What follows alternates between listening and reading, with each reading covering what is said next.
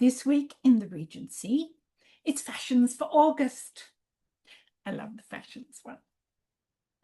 Now, it was really interesting this week because every single newspaper I looked at, bar one, had gone with Ackerman's repository for this week's August 1819 fashions. And I thought that's very odd. You know, normally it's about half and half. And so I went and had a look at La Belle Assemblée, and I can understand why they had chosen to go with Ackerman's that month, because the first plate in La Belle Assemblée for August this year is not a dress that your kind of provincial lady is going to want to wear or have occasion to wear very often. And the reason for that is because it was fancy dress. And I understand that the provincial papers kind of looked at the La Belle Assemblée's drawing this week and went, no, I don't think my people are going to want to make that. So they went with Ackerman's, but we are going to go with La Belle Assemblée because I had one look at this and thought, oh yes, I have to share this with my people. We're going to start, though, with the second dress because we'll get that out of the way and then we'll look at the main one. So number 2 this month in La Belle Assemblée was the Parisian ball dress. And for me, this is an example of the kind of classic dress one would wear to a ball in 1819. Frock of white figured gauze over a white satin slip, ornamented with 2 rows of crepe cheveux de frise. Now, cheveux is hair. Frise is not a word that's actually French, at least not according to the translation devices we own. But it is a fabric. It's a heavy woolen fabric, and it has a nap only on one side. However, crepe, in this case, would almost certainly be silk.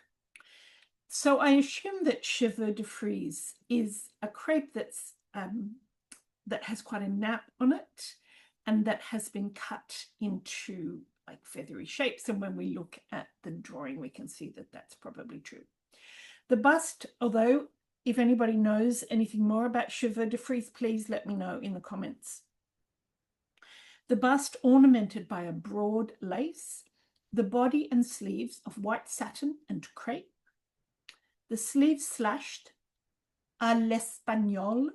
So this slashing of the sleeves to show the fabric underneath is something that dates back to Renaissance times, and that's where you get that Espanol from because it happened in Spain first. The hair full dressed with 2 bandeaux of pearls intermingled on the summit with large full-blown roses. So we're at the end of summer. And instead of the buds of spring, we have the full-blown roses of late summer. Necklace formed of 2 rows of oriental pearls, white crepe fan spangled with silver, white kid slippers and white kid gloves. So too bad if white doesn't suit you and you're a young lady who wishes to attend a ball in August of 1819. But good for you if it does suit you. Everything is good. So now we come to the interesting one. This is the first plate. Danish full dress as worn at the Prince Regent's fancy ball. Superb petticoat of white net, richly embossed with gold figures, with border of gold flowers over a white slip of Gros de Naples. So that's quite a heavy fabric, Gros de Naples. It's a gross grain fabric. We've talked about it earlier, so I won't go into details.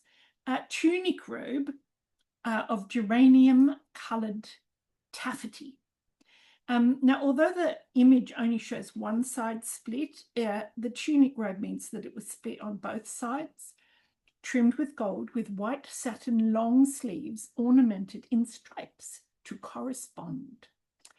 Zealand tippet. Now, Zealand is not New Zealand. It's what New Zealand was named after. It's an island in Denmark, and therefore it's still part of this Danish fancy dress.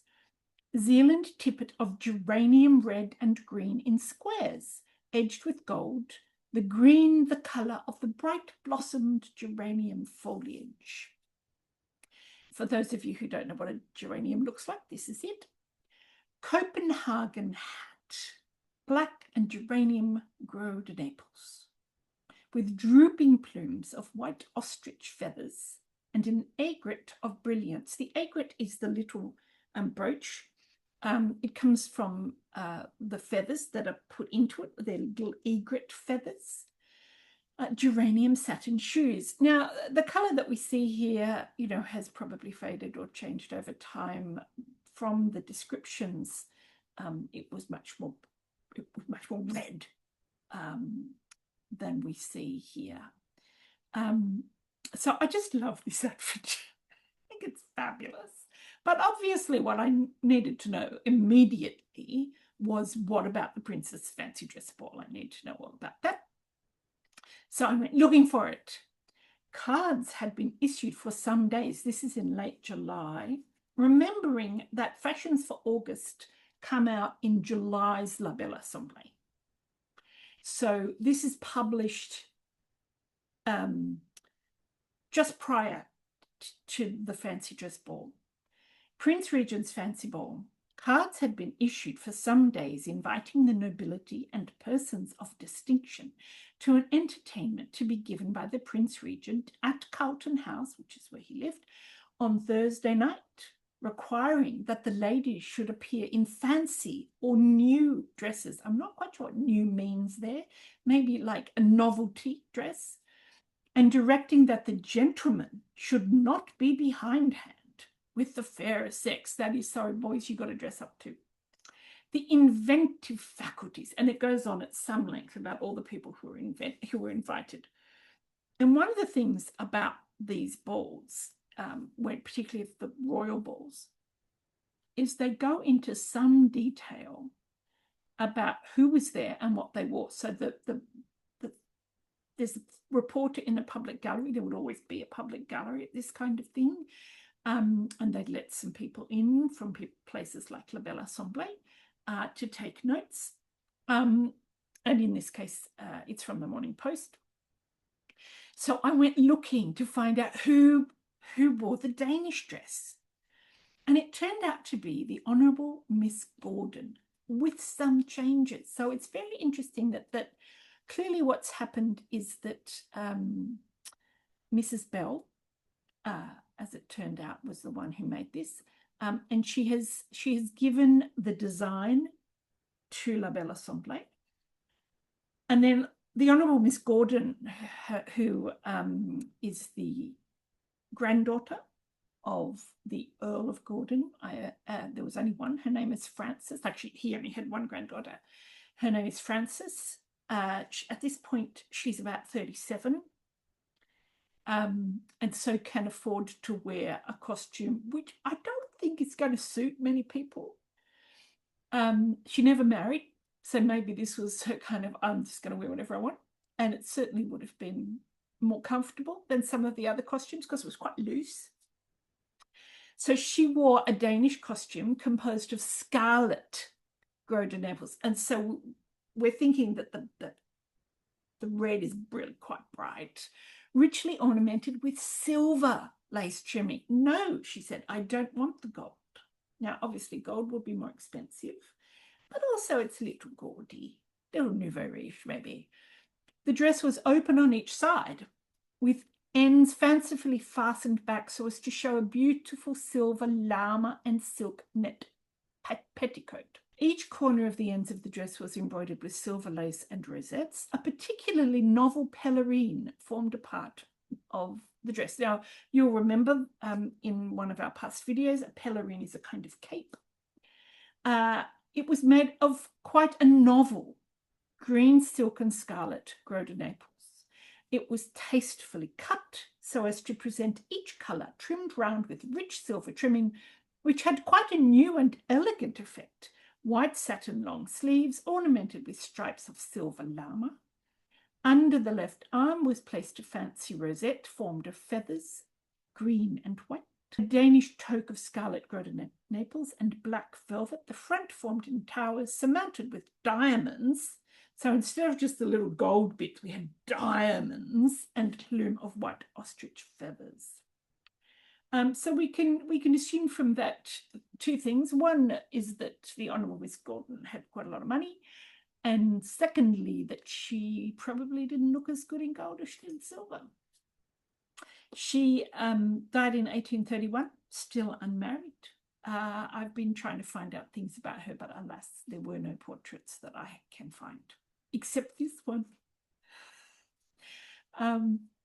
This is her as a child from by William Ward.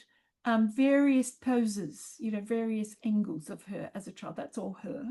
Look at that one where she's staring straight at the artist. That's a young lady with a firm grip on what she wants and what she doesn't want. And that's clearly true all the way through.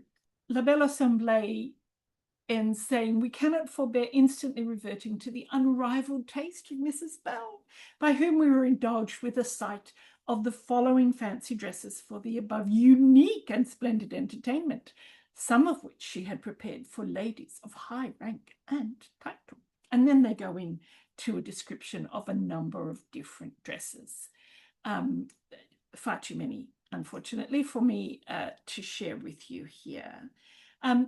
What was clearly true in the newspaper reporting on the party, on the fancy dress party, was that the idea of dressing up as a country was very big. People came as all kinds of different countries, but also you could go as ancient people like Egyptians or Greek or Roman, so on.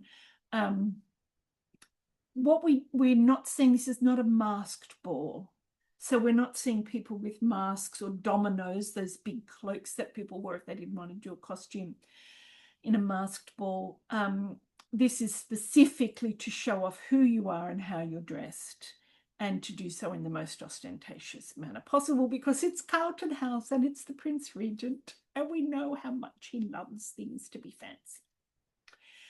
So that's fashions for August. If you didn't get invited to the Prince Regent's fancy ball, I think many hearts would have been broken if they didn't get an invitation to that particular party. But not on the Honourable Miss Frances Gordon. She was invited and she went dressed exactly as she pleased. That's this week in the Regency. I'm Elizabeth Layden. I'll see you next week in the Regency.